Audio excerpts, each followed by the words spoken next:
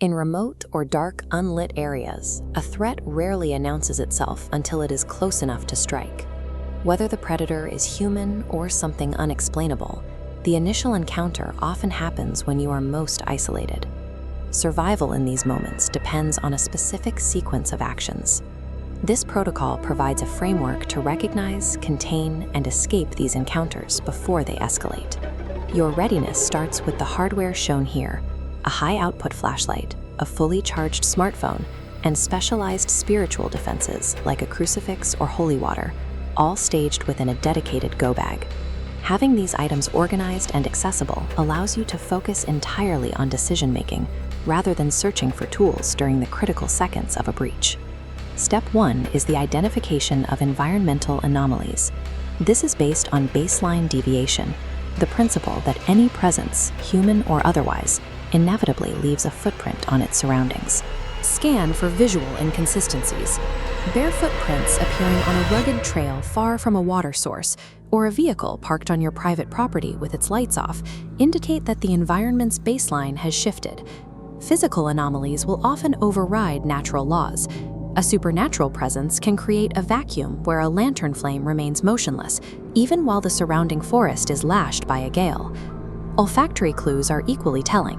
A sudden heavy scent of copper, rotting meat, or an overwhelming body odor in an otherwise clean environment is a reliable indicator of an active presence nearby. When you observe these indicators overlapping, physical footprints, unexplainable odors, and distorted weather patterns, you are no longer looking at a coincidence. You have confirmed a threat. Trusting these anomalies over the urge to rationalize them buys you the time needed to initiate the next phase of the protocol. Step 2 is the immediate security of your perimeter. Once a threat is confirmed, every door, window, and deadbolt in your location must be locked and barred. Predators frequently use social compliance traps to bypass these locks. They rely on your desire to be helpful or polite to trick you into opening the door. Opening a door out of politeness creates an immediate breach. Maintaining a strict lockdown until the identity of the person outside is verified keeps the physical barrier between you and the threat. This applies to unannounced hosts or aggressive delivery drivers. Use your phone or an app to confirm their presence before you even consider touching the lock. In a vehicle, the same rule applies. If an unmarked car attempts to pull you over on a deserted road, do not stop. Call 911 immediately to have an operator verify the dispatch. A physical lock is only effective if you have the psychological discipline to ignore the demands coming from the other side of the door.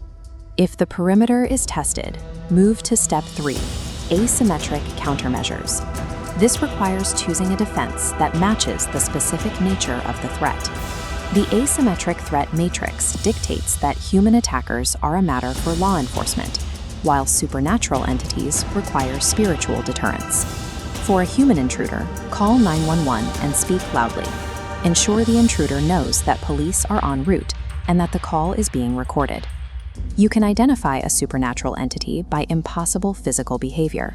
Watch for limbs bending at angles that would shatter human bone, or a single figure projecting multiple, layered voices. For these entities, maintain distance, refuse any offerings of food or drink, and use your spiritual gear to inflict recoil and create a window for movement. Deploying the wrong measure wastes the seconds you need to survive. Attempting to physically fight an entity or reciting prayers at an armed burglar will result in a failure of your defense. Static defenses are temporary. If your perimeter is breached, you must transition to Step 4, the tactical escape. The trigger for evacuation is a structural compromise. If you hear footsteps inside the house or movement on your fire tower ladder, the secure zone is gone. Grab your go bag and navigate toward your exit. Use your flashlight and GPS to maintain a direct line through the environment. As this map shows, your vehicular escape must bypass unlit or secluded zones. Drive directly to the nearest populated, well-lit safe zone, such as a 24-hour gas station or a police precinct. Maintaining a steady pace toward a populated destination prevents the pursuer from closing the gap. During this phase, looking back only increases the risk of losing your bearings. The stress of an encounter can cause memory to fracture. Commit these steps to your subconscious now, so they remain accessible when your heart rate spikes. The protocol relies on these 4 stages. Identify the anomaly, secure the perimeter, counter the threat, and escape the compromise. By internalizing this system, you replace panic with an actionable plan. You are now working with a checklist designed to manage the variables of a high-risk encounter. Begin your preparation tonight. Assemble your go bag, identify local emergency routes, and maintain a sharp awareness.